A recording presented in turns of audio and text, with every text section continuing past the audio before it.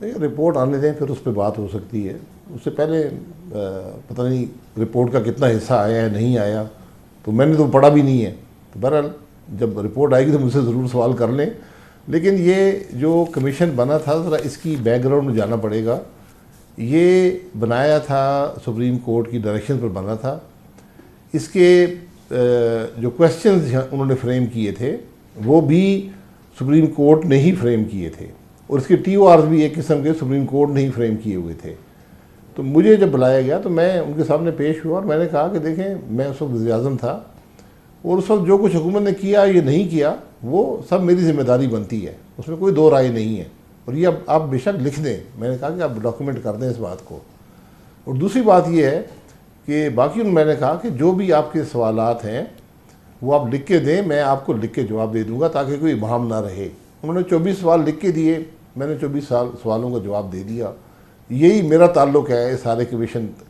मुझे नहीं पता कि उनके मैंडेट में ये शामिल था किसी पर वो इल्ज़ाम लगाएं या ना लगाएं या किसी को बरी कर दें, ये उनके अपने काम हो सकते हैं। इससे कम अज़ कम मेरा या एहसन इकबाल साहब का जो उस वक्त वज़ीर दाखिला थे उनका कोई ताल्लुक़ नहीं है। तो क्या ये बात दुरुस्त है भाई साहब कि जब ये एक तो ये कि ISI को और जनरल फैज़ को मुजाहिरीन के साथ बातचीत करने का, निगोशिएट करने का, एक निगोशिएटेड सेटलमेंट ढूंढने का टास्क आपने और वफाकी काबीना ने दिया था, और ये आपके हुक्म पर काम कर रही थी? देखें, एक इशू को मैनेज करना था ना, एक इशू खड़ा हुआ था उसको मैनेज करना था। उसमें इस्लामाबाद हाई कोर्ट भी इन्वॉल्व हुआ। उन्होंने बड़ी क्लियर डायरेक्शंस दी कि आपने फोर्स का इस्तेमाल नहीं करना। तो उस सब बात को सामने रखकर और फिर एक इस्लामाबाद पुलिस ने कोशिश की, लेकिन उसको मुजाहिरीन ने पसपा कर दिया। पंजाब पुलिस इस मामले में शामिल ना हुई। तो उसके बाद एक मीटिंग हुई, मुझे याद एतवार का दिन था, उसमें चीफ मिनिस्टर पंजाब भी थे, आर्मी चीफ भी थे, और वहाँ पर ये फैसला हुआ कि क्या ये इशू क्या है, इसके क्या फॉल आउट हो सकता है, इसको कैसे मैनेज करना है। तो वहाँ पर एहसन इकबाल साहब की सरबराही में एक नेगोशिएटिंग टीम बनाई गई जो ताकि वो मसले को हल कर सके। तो उसके अंदर दीगर भी शुरका थे, मेरे ख्याल सेक्रेटरी इंटीरियर भी थे, उसके अंदर ISI के कुछ लोग थे। ISI वफाकी हुकूमत का एक इदारा है और वो कोई किसी और मुल्क का नहीं है। वो उनका काम ही ये होता है कि जहाँ भी हुकूमत की मदद कर सकें मदद करें। तो इस मामले को तय किया गया। आप उस एग्रीमेंट से एग्री करें या डिसएग्री करें, ये अब तारीख का हिस्सा बन गया है। तो उसमें जो फैसले किए गए वो नेगोशिएट हुआ सारी रात और सुबह वो फाइनल हुआ। उसमें एहसन इकबाल साहब मौजूद थे जो वज़ीर दाखिला थे। जो कुछ उन्होंने वहाँ पर किया है वो मेरी ज़िम्मेदारी है, काबीना की ज़िम्मेदारी होती है। ये हुकूमत ऐसे ही चलती है, हर काम प्राइम मिनिस्टर खुद नहीं करता है, वज़रा सारे खुद नहीं बैठ कर करते। ये जो इसके जो ये एग्रीमेंट था, ऑब्वियसली जैसे आपने फरमाया कि इसको लीड तो एहसन इकबाल साहब कर रहे थे उस वक्त के वज़ीर दाखिला इस तमाम अमल को। और जब ये एग्रीमेंट तैयार हुआ तो उसको पहले आपने उसका आप लोगों ने आपने आपकी काबीना ने उसका जायज़ा लिया, आपने मंजूरी दी, उसके बाद उस पर दस्तखत किए गए या आपको दस्तखत करके ये भेज दिया गया था? नहीं, मंजूरी की कोई ज़रूरत नहीं थी, ना ही कोई प्रायर अप्रूवल की ज़रूरत थी। ये अथॉरिटी हमने उस नेगोशिएटिंग टीम को दे दी थी कि जो पैरामीटर्स हैं उसके अंदर रहकर वो फैसला कर लें, इस बात को ख़त्म करें ताकि ये बात फैले ना और मज़ीद को जानी नुकसान का ख़दशा ना हो। तो ये उन्होंने तय किया। उन्होंने एहसन इकबाल साहब ने उस पर साइन भी किया, जो कि हालांकि मेरी हिदायत ये थी कि इसको चीफ़ कमिश्नर या IG पुलिस साइन करें। लेकिन एहसन इकबाल साहब ने बताया कि जब ये फाइनल हो गया तो ये डिमांड थी TLP वालों की कि इस पर साइन फैज़ हमीद साहब करें और एहसन इकबाल साहब करें। तो उसके बाद उन्होंने आपस में मशवरा किया और उन्होंने फैसला किया कि हम साइन कर देंगे। उन्होंने साइन कर दिया। गोया के अप्रूवल्स नहीं होती, गोया के एक जिम्मेदारी दी गई है एक वजीर को।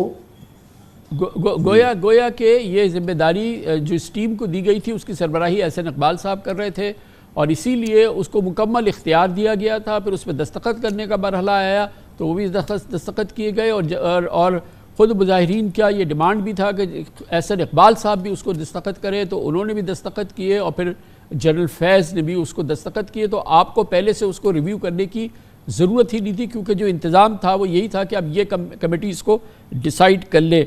ये फरमाइएगा कि किसी लम्हे पे जनरल फैज़ को इस टीम में शामिल करने पे एतराज़ किया गया वज़ीर दाखिला की जानिब से या आपकी टीम की जानिब से, और या ये कि ये किसी हीटेड डिस्कशन के बाद जनरल फैज़ को उसमें शामिल करने का फ़ैसला किया गया, या कंसेंसस था, ये कभी इशू ही नहीं हुआ कि जनरल फैज़ को इस डिस्कशन में शामिल किया जाए या ना किया जाए? नहीं, ये कोई हीटेड डिस्कशन इस इशू पर नहीं हुआ। एक कमेटी की तश्कील दी गई, मुझे अब याद नहीं है कि वो किसको ज़िम्मेदारी दी गई। मेरा ख्याल है कि एहसन इकबाल साहब की ज़िम्मेदारी थी कि वे किसको शामिल करें इस मामले में। मुझे ये भी याद आता है कि तहरीक लब्बैक की तरफ से ये डिमांड थी कि वो ट्रस्ट सिर्फ किसी मिलिट्री ऑफिसर पर ही करेंगे, और चूँकि इस सारे मामले का ताल्लुक़ ही जो डीजीसी का महकमा होता है आईएसआई में वही करते हैं, तो मेरा ख्याल है कि एहसन इकबाल साहब ने ये सिलेक्शन की होगी, या बहरहाल ये एक कमेटी बन गई और उन्होंने ये नेगोशिएट किया। तो अगेन ये इसमें आपका कोई बराह रास्त इनपुट नहीं था कि जनरल फैज़ उसमें हो या ना हो, ये सारा काम और ये तमाम जिम्मेदारी वज़ीर दाखिला के सुपुर्द थी? जी, ये उनका ही मामला था। हमने उनको एक ब्रॉड पैरामीटर्स में बता दिया था कि आपने क्या करना है, किस हद तक हम जा सकते हैं, और उसके अंदर ही उन्होंने नेगोशिएट किया और इसको तय कर दिया। मेरी तरफ से, मैं जनरल फैज़ साहब से मेरी शायद एज ए प्राइम मिनिस्टर मेरी कभी मुलाकात नहीं हुई। बहरहाल वो एक अलग बात है। तो ऐसी कोई बात नहीं थी कि किसी के पर ऑब्जेक्शन हुआ कि ना शामिल करें या ज़रूर शामिल करें, ऐसी बात नहीं थी। ये इम्पॉर्टेंट बात है जो अभी आपने फरमाया, और जाहिर है कि आप फरमा रहे हैं तो इस ऑफिसर दुरुस्त होगी कि आपकी कभी डीजीसी से बराह रास्त मुलाकात, 1-on-1 मुलाकात एज द प्राइम मिनिस्टर नहीं हुई। जब आप कह रहे हैं कि मेरी मुलाकात कभी नहीं हुई, तो उसका मतलब यही होगा कि 1-on-1 नहीं हुई, या ये कि नहीं हुई थी मुलाकात? मेरा ख्याल है बिल्कुल ही नहीं हुई। हालांकि एक कमेटी के मिनट्स मैंने देखे हैं, उसमें उनको भी शुरका में दिखाया गया है, लेकिन जहाँ तक मुझे याद आता है, इसको कंफर्मेशन हो सकती है कि वो उस कमेटी मीटिंग में थे या नहीं थे। इसके अलावा मेरी जनरल फैज़ हमीद साहब से मुलाकात, क्योंकि वो रिपोर्ट करते हैं DGISI को, तो मेरा ताल्लुक़ DGISI से था, उनसे बराह रास्त को ताल्लुक़ नहीं था। तो मुझे बिल्कुल याद नहीं आता कि हमारी 1-on-1 या वैसे भी कोई मुलाकात हुई हो मेरे टेन्योर में एज प्राइम मिनिस्टर। इंटरेस्टिंग। ये भी फरमाइएगा, एक बहुत अहम मामला था कि वफाकी वज़ीर क़ानून जाहिद हामिद साहब से इस्तीफ़ा, उसका मुतालबा था मुजाहिरीन की जानिब से, और ये बात सामने आई है कि उस पर आपकी जो पोजीशन थी वो ये थी कि आप नहीं चाहते थे कि वज़ीर क़ानून काबीना का जो है इस्तीफ़ा दे, और ये मामला जो था ये दरअसल फिर हुआ, फ़ैसला ये हुआ कि इस्तीफ़ा दिया जाए, और शहबाज शरीफ साहब ने उस अमल को लीड किया। ये बड़ी इंपॉर्टेंट डिस्कशन है, क्योंकि कैबिनेट के एक वज़ीर से इस्तीफ़ा कहा गया कि वो जाके इस्तीफ़ा दे दे।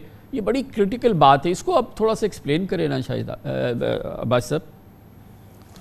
जी, ये जाहिद हामिद साहब से बिल्कुल नहीं कहा गया कि इस्तीफ़ा दें। जाहिद हामिद साहब ने इस बात से बहुत पहले, तकरीबन 2 हफ्ते पहले ही मुझसे मुलाकात में उन्होंने कहा कि इस इशू को अगर ख़त्म करना है, मेरी उनकी डिमांड है तो मैं इस्तीफ़ा देता हूँ, मेरा इस्तीफ़ा आप उनको दे दें।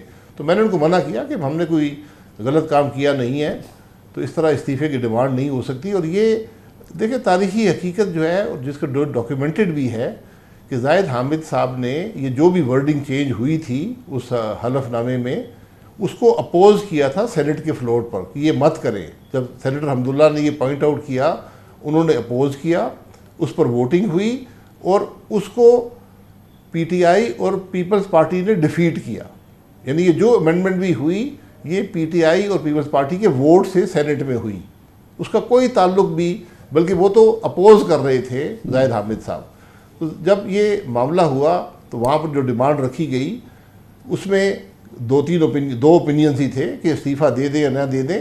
बहरहाल उस पर बहस हुई, और फिर ये फैसला हो गया ठीक है, इस मामले को ख़त्म करने के लिए ये इस्तीफ़ा हम दे देते हैं, ताकि एक बड़ा वॉलेटाइल इशू था, उसकी नौइयत आप भी जानते हैं, मैं भी जानता हूँ। 8 साल के बाद या 6 साल के बाद किसी इशू पर बहस करना बड़ा आसान होता है, लेकिन उस वक्त के हालात को देख कर ये फैसला हुआ कि उनका इस्तीफ़ा मंजूर कर लिया जाए। भाई साहब, जब आप प्राइम मिनिस्टर थे तो आपको जब ये धरना शुरू हुआ लाहौर से और फिर वहाँ से होता हुआ ये रावलपिंडी तक पहुंच गया और फिर आपके दरवाजे तक, ये इस्लाम दारुल हुकूमत तक पहुंच गया, तो आपको ये ख्याल आया या कभी आपकी गुफ्तगू हुई चीफ मिनिस्टर शहबाज शरीफ से कि इसको मैनेज किया जाए पंजाब की हद तक, या लाहौर में जहाँ से ये शुरू हो रहा था और इसको पंजाब में क्योंकि शुरू हो रहा था, पंजाब की हद तक इसको मैनेज किया जाता गो के, या कि इसको हम फेडरल टेरिटरी के अंदर पहुँचा दें? ये जो इब्तदा थी, इस हवाले से आपकी बात हुई शहबाज शरीफ साहब से? देखिए, जहाँ तक एक फॉर्मल मीटिंग या डिस्कशन की बात है, मेरा ख्याल है वो नहीं हुई थी। ये एहसान इकबाल साहब बेहतर बता सकेंगे, लेकिन ये इशू डिस्कस हुआ था मीटिंग्स के अंदर कि ये धरना, एक धरना पैदा किया जा रहा है, उसकी मोबिलाइजेशन हो रही है, तो ये कोशिश की जाए कि उसको कुछ उनकी स्ट्रेंथ को रिड्यूस किया जाए और पंजाब के अंदर ही रोका जाए ताकि दारुल हुकूमत में मसला ना हो। लेकिन उस वक्त पंजाब हुकूमत ने कोई भी रुकावट नहीं डाली और ये धरना जो था वो बासानी, बल्कि पुलिस की तहवील में ये फैज़ाबाद तक आ गया। लेकिन उसमें ये ज़रूर याद रखें कि ये वो वक्त था जब मॉडल टाउन के केस में पंजाब हुकूमत की जो गवर्नेंस थी उसको बिल्कुल मफलूज कर दिया गया था कि वहाँ के चीफ मिनिस्टर पर, वज़ीर कानून पर, IG पुलिस पर, पुलिस के अफसरान पर तरह तरह की, कभी GIT बनती थी, कभी और कोई हमला होता था,